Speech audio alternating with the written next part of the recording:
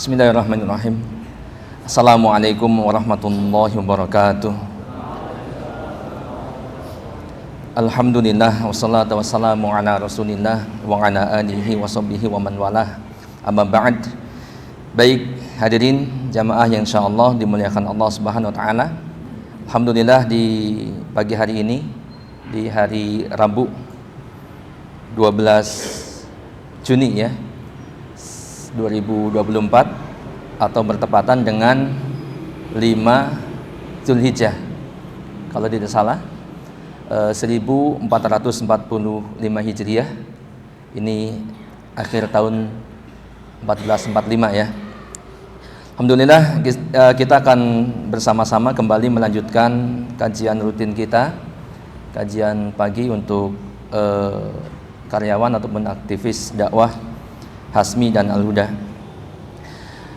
Insyaallah di judul kajian kali ini sesuai dengan permintaan, yaitu jangan lupa puasa Arafah. Jangan lupa puasa Arafah. Insyaallah kita semua tidak lupa ya. Baik, jadi sebagaimana kita ketahui bahwa di 10 hari atau 10 awal bulan Zulhijjah ini adalah merupakan hari-hari yang istimewa ya, yang sangat istimewa. Sebab amal-amal di dalam hari-hari tersebut dikatakan bahwa itu lebih dicintai oleh Allah Subhanahu wa taala daripada amal-amal di hari-hari yang lainnya.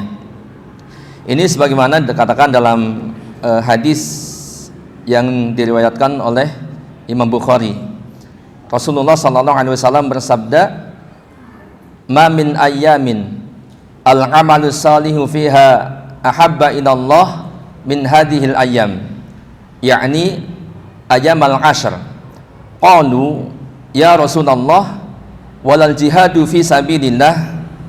Qala walal jihadu fi sabilillah illa rajulan kharaja bi nafsihi wa malihi summa lam yarji' min dzalika bisyai'.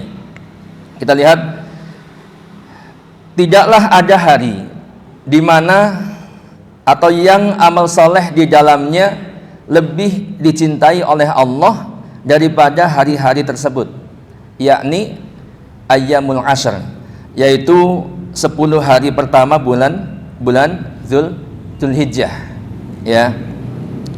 Kemudian para sahabat berkata kepada Rasulullah SAW, "Ya Rasulullah, wahai Rasulullah, tidak pula jihad di jalan Allah ya. Wahai Rasulullah, sampai jihad pun tidak lebih baik daripada amal soleh di hari-hari itu atau di hari-hari ini." Ya, ini menunjukkan bahwa para sahabat tahu amal jihad itu adalah amal yang sangat luar biasa. Apa jawab Nabi SAW?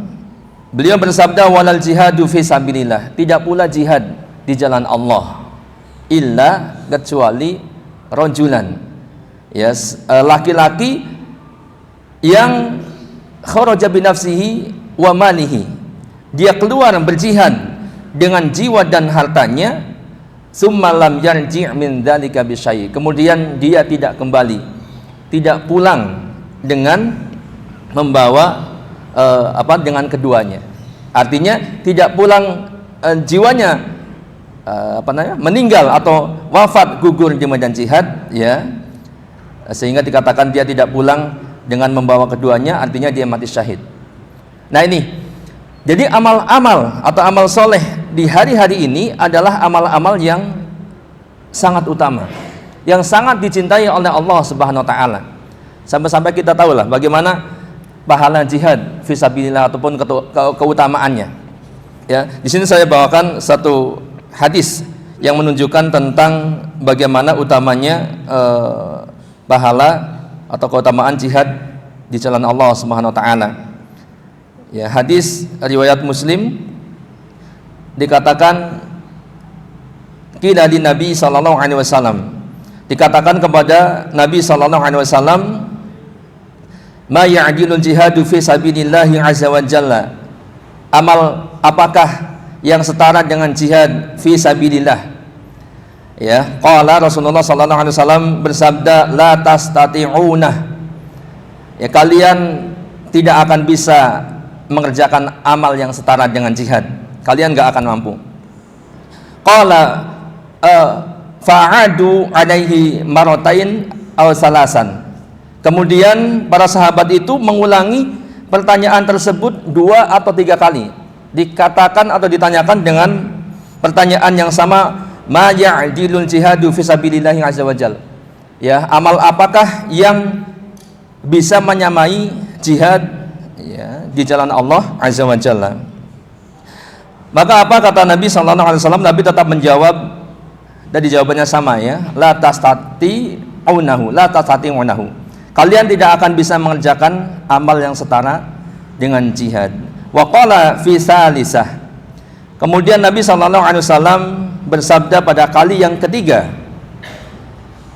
masalul jihadi fi sabilillah kamasalisa imil qa'imil qaniti bi ayatillah la yafturu min siyamin wala salatin hatta yarji'al mujahidu fi sabilillahi ta'ala. Rasulullah sallallahu alaihi wasallam bersabda untuk kali yang ketiga, ya, beliau mengatakan perumpamaan orang yang berjihad di jalan Allah itu seperti orang yang berpuasa, kemudian sholat dan khusyuk dengan membaca ayat-ayat Allah. Dia, orang ini ya, yang berpuasa, yang sholat, dia tidak berhenti, tidak futur dari puasa dan sholatnya sampai orang yang berjihad di jalan Allah itu kembali. Ini perumpamaan ya, atau amalan yang bisa menyamai jihad, gitu kan? Atau perumpamaan orang yang berjihad di jalan Allah itu seperti orang yang puasa, sholat dengan sholat bacaan yang panjang gitu ya, kemudian khusyuk, dan dia tidak berhenti sampai orang-orang yang berjihad kembali ke rumahnya. Ya, kalau jihad mereka sampai berbulan-bulan atau bahkan bertahun-tahun, maka perumpamaannya adalah seperti orang yang sholat terus-menerus ya, sampai orang yang berjihad itu kembali. Nah ini ya, Anda rasa nggak ada yang sanggup gitu ya. Nah, sementara amal ya di 10 hari pertama bulan Zulhijjah dikatakan melebihi atau lebih utama daripada jihad fisabilillah, kecuali orang yang syahid di jalan jihad. Ibnu Rajab Al-Hambali rahimahullah mengatakan, hadis ini menunjukkan bahwa amalan 10 hari pertama bulan Zulhijjah lebih dicintai oleh Allah daripada hari-hari yang lainnya, dan di sini tidak ada pengecualian.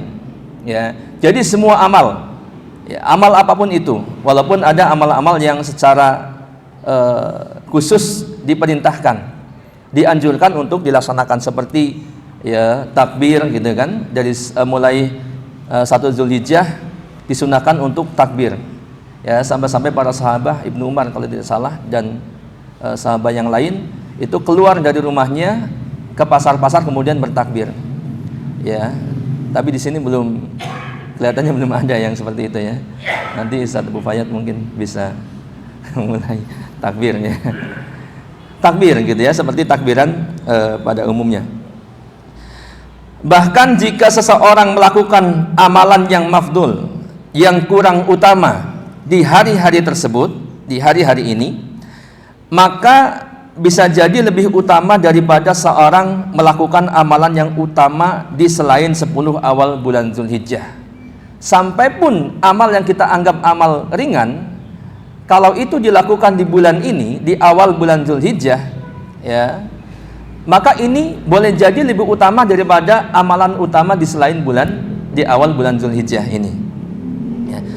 Karena Nabi SAW ketika ditanya dalam hadis tadi ya, walal jihadu fi sabilillah ya Rasulullah, tidak pula jihad di jalan Allah, maka beliau menjawab, tidak pula jihad di jalan Allah, walal jihadu fi sabilillah ya. Kemudian beliau memberikan pengecualian, yaitu kecuali orang yang mati syahid di jalan Allah Subhanahu wa taala. Nah, padahal jihad itu sudah kita ketahui bahwa ini adalah amalan yang utama tadi yang disebutkan ya.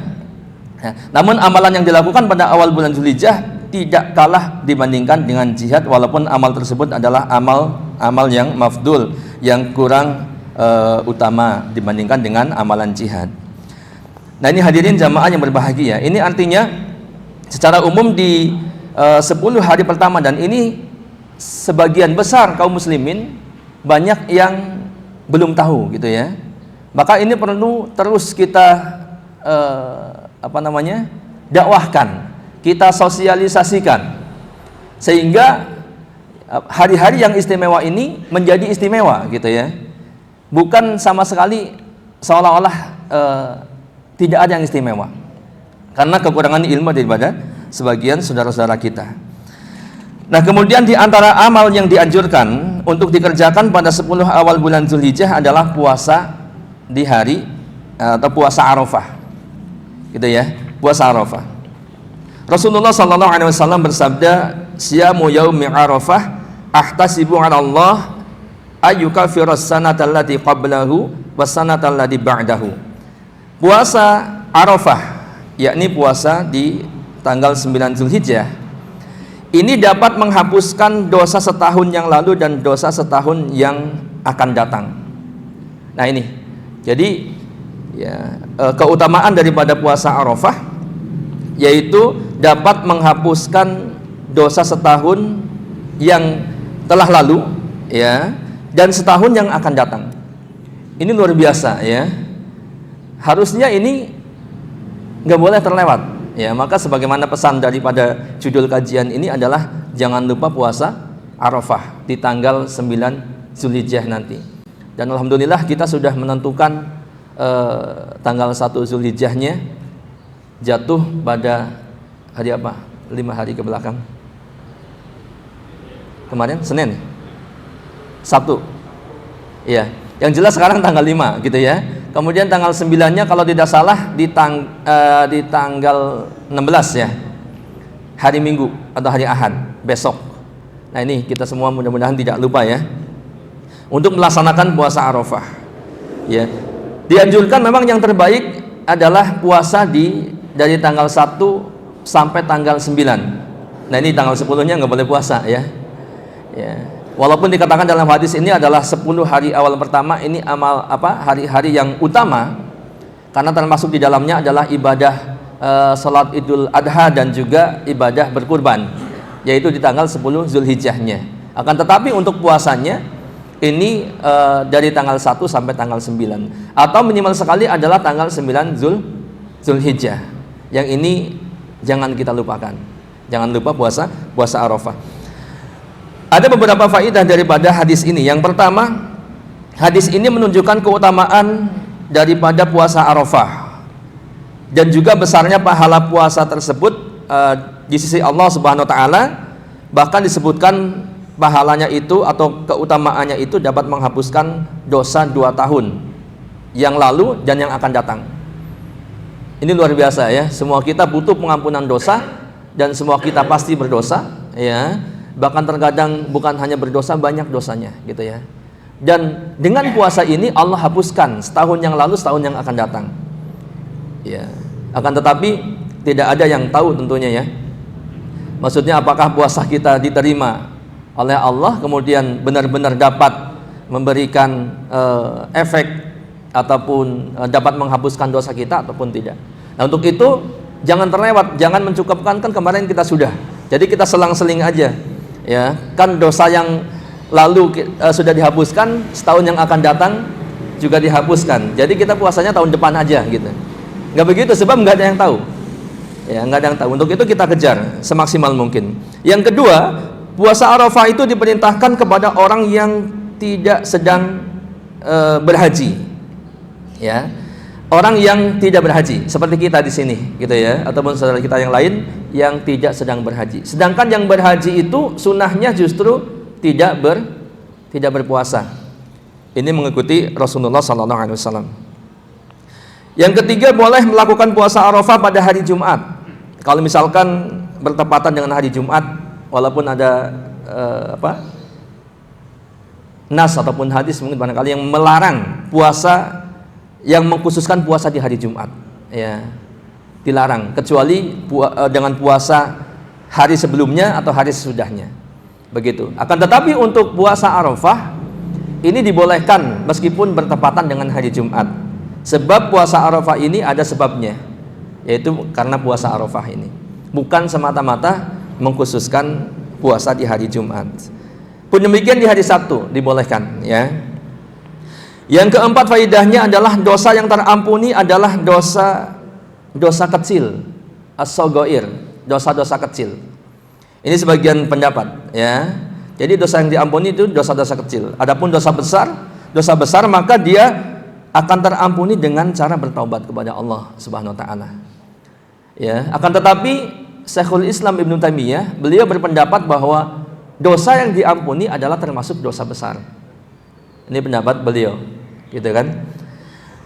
Nah, ini diantara faedahnya, ya. Ada faedah yang banyak, namun tidak disebutkan semuanya di sini. Tentunya jelas bahwa puasa Arafah ini sudah jelas dan ana rasa sepakat gitu ya, mayoritas kaum muslimin itu sepakat puasa Arafah itu diperintahkan. Adapun yang diperselisihkan biasanya adalah tentang puasanya Rasulullah, apakah puasa terus dari tanggal 1 sampai tanggal 9. Satu hadis mengatakan berpuasa, ya, terus gitu. Kemudian satu hadis yang lainnya mengatakan tidak berpuasa. Jadi kesimpulannya menurut para ulama bahwa mayoritas di hari-hari itu beliau berpuasa. Nah, untuk itu di tanggal 9, ya, minimalnya kita usahakan untuk berpuasa, insya Allah. Baik hadirin jamaah yang berbahagia, kalau kita lihat secara umum, ya, jadi kalau pahala keutamaan puasa Zulhijjah atau puasa Arafah ini mengampuni dosa setahun dan setahun yang akan datang, 2 tahun berarti. Namun secara umum banyak sekali keutamaan ibadah puasa sunnah secara umum. Yang pertama, puasa adalah ibadah yang tidak tertandingi, ya. Ini puasa ibadah yang tidak tertandingi, ibadah yang sangat istimewa dan merupakan jalan utama menuju surga. Kita lihat hadirin, Abu Umamah radhiyallahu anhu berkata, "Qultu ya Rasulullah, murni bi'amal." Aku bertanya, wahai Rasulullah, perintahkan aku dengan suatu amal. Perintahkan aku dengan suatu amal. Ini hebatnya para sahabat, ya. Nunggu-nunggu untuk diperintah amal, ya, atau pengen tahu amal apa sih yang bagus untuk dikerjakan. Faqala sallallahu alaihi wasallam, Rasulullah sallallahu alaihi wasallam bersabda, "Alaika bisaum." Hendaklah engkau berpuasa atau berpuasalah. Gitu ya. Alaika bisaum. Qala qultu ya Rasulullah, murni bi amal. Bertanya lagi Abu Umamah, wahai Rasulullah, ya, perintahkan aku untuk beramal. Qala, Rasulullah kembali bersabda, alaika bisaum, berpuasalah, fa innahu la idlalahu, la idlalah. Sesungguhnya puasa itu tidak ada tandingannya, ya, karena puasa itu tidak ada tandingannya. Sangat luar biasa puasa. Memang luar biasa. Kita pun kalau melihat orang, ya, pasti tiba-tiba, ayo ngopi, kayaknya senyum-senyum, pasti ingat-ingat, oh ini hari Senin, oh lagi puasa, masya Allah, luar biasa, gitu ya, luar biasa. Nah, kemudian dalam riwayat yang lain masih dari Abu Umamah radhiyallahu anhu, beliau berkata, qultu ya Rasulullah, dullani ala amalin adkhulu bihil jannah. Wahai Rasulullah, tunjukkan kepadaku satu amal yang dapat memasukkan aku ke dalam surga. Faqala sallallahu alaihi wasallam, alaika bisaum, ya, berpuasalah, fa innahu la mislalah. Sesungguhnya puasa itu, ya, karena puasa itu tidak ada yang semisal dengannya. Puasa, ya, berpuasa. Nah, ini secara umum. Yang kedua, puasa adalah ibadah yang apabila seorang hamba mati ketika melakukannya, maka dia mendapat kabar gembira dengan surga. Jadi kalau ada orang yang mati karena berpuasa atau sedang berpuasa, ya, maka dia mendapatkan surga asal niatnya benar. Ya, bukan puasa yang nggak buka-buka gitu ya, sampai 7 hari 7 malam, atau puasa apa gitu ya, nggak makan nggak minum. Nah, itu mah temannya si mama. Baik. Jadi kalau orang meninggal dalam keadaan berpuasa atau sedang berpuasa dengan niat karena Allah, maka dia dijamin masuk surga. Rasulullah sallallahu alaihi wasallam bersabda, "Man shoma yauman ibtigha'a wajhillah, khutima lahu bihi dakhalal jannah." Barang siapa berpuasa satu hari dalam rangka mencari wajah Allah, ikhlas karena Allah, lalu dia meninggal, dakhalal jannah, maka dia pasti masuk surga. Hadis riwayat Ahmad. Ya, jelas ini. Siapa yang berpuasa satu hari ya karena mengharap wajah Allah dan dia meninggal saat itu, maka dia dijamin masuk surga. Yang ketiga, puasa menjadi sebab dijauhkannya seorang muslim dari neraka. Ya, puasa menjadi sebab dijauhkan seorang muslim dari neraka. Ma bin 'abdin yasumu yauman fi sabilillah. Tidaklah seorang hamba berpuasa satu hari di jalan Allah illa ba'adallahu bidzalikal yaumi wajhahu 'anil nar sab'ina kharifa. Kecuali Allah pasti akan menjauhkan ia dari api neraka sejauh 70 tahun.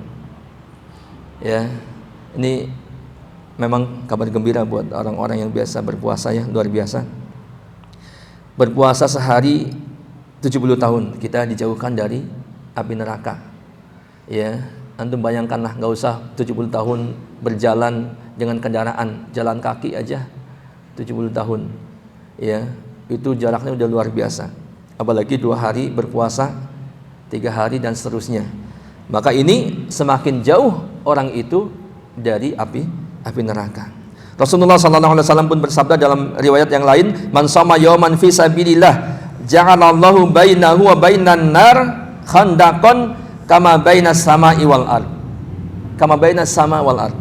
Barang siapa yang berpuasa satu hari di jalan Allah, maka Allah akan buatkan parit, daya khandaq, parit, khandaqan bainahu wa bainan nar kama bainas sama wal ard. Jauh dari api neraka, gitu ya.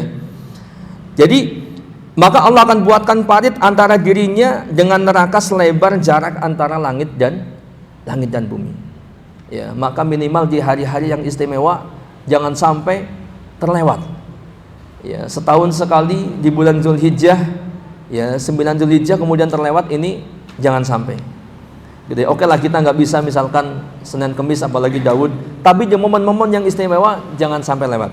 Maka jangan lupa puasa Arafah.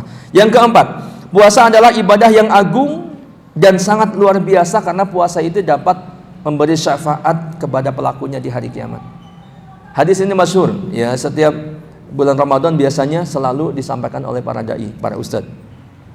As-siyam wal Qur'an yashfa'ani lil 'abdi yaumal qiyamah. Yaqulu as-siyam ay rabbi mana'tuhu ta'am wa syahawat bin nahar fasyafi'ni fi. As-siyam dan Al-Qur'an memberi syafaat pada pelakunya pada hari kiamat. Puasa berkata, "Ya Rabbku, aku telah menahan dia ya hasrat makan dan syahwatnya di siang hari. Maka berilah aku izin untuk memberikan syafaat kepadanya." Wa yaqulul Qur'an, dan Al-Qur'an pun berkata, "Mana'tuhun naum bil lail fasyafi'ni fi." Qala fayusyaffa'ani. Al-Qur'an pun berkata, "Ya Rabbku, aku telah menahan dia dari tidur malam. Maka berilah aku izin untuk memberi syafaat kepadanya." Maka Rasulullah SAW bersabda, fayusyaffa'ani. Keduanya itu memberikan syafaat. Siapa keduanya itu? Yaitu puasa dan Al-Quran. Ya. Nah ini. Yang keempat, yang kelima, puasa adalah ibadah yang menyebabkan seseorang mendapatkan kemuliaan besar pada hari kiamat. Mereka akan dimuliakan dengan pintu kehormatan khusus di surga. Pintu itu bernama Ar-Rayyan. Inna fil jannati baban yuqalu lahu Rayyan. Sesungguhnya di dalam surga terdapat sebuah pintu yang disebut Ar-Rayyan. Yadkhulu minhu shaimuna yaumal qiyamah. Pada hari kiamat, Orang-orang yang berpuasa masuk melalui pintu Ar-Rayyan ini. Ya. La yadkhulu minhu ahadun ghairuhum. Tidak ada seorang pun yang masuk selain mereka. Fa idza dakhalu uglik. Apabila mereka telah masuk melalui pintu itu, maka pintu itu ditutup. Ya, falam yadkhul minhu ahad. Tidak ada orang lagi yang masuk melewatinya. Hadis muttafaq alaih. Nah ini ya hadirin jamaah yang berbahagia, ya sangat luar biasa, banyak sekali tadi disebutkan tentang keutamaan puasa. Kemudian yang selanjutnya, puasa adalah ibadah yang dicintai oleh Allah. Allah pun mencintai pelakunya, ya, dan memuliakan orang yang berpuasa.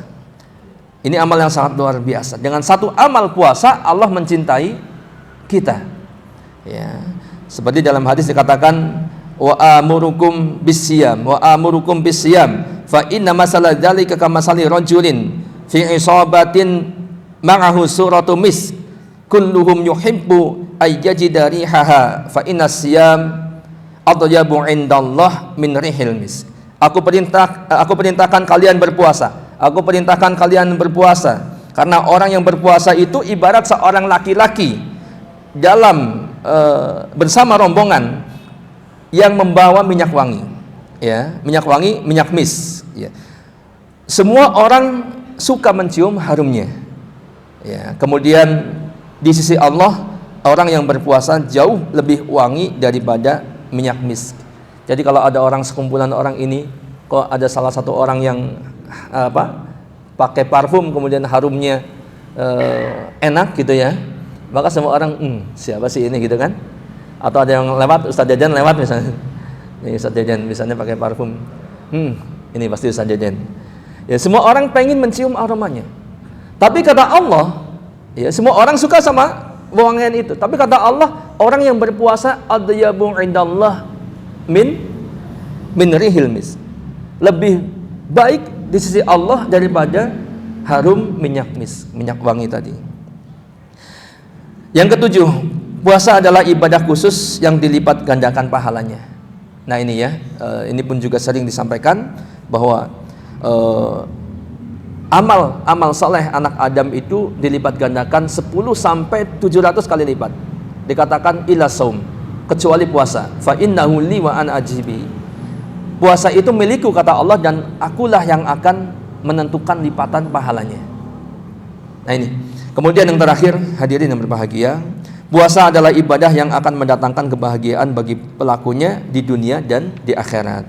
Lis-shaimi farhatan yafrahuhuma idza aftara fariha wa idza laqiya rabbahu fariha bisaumi. Jadi puasa itu memberikan kebahagiaan bagi pelakunya dunia dan akhirat, ya.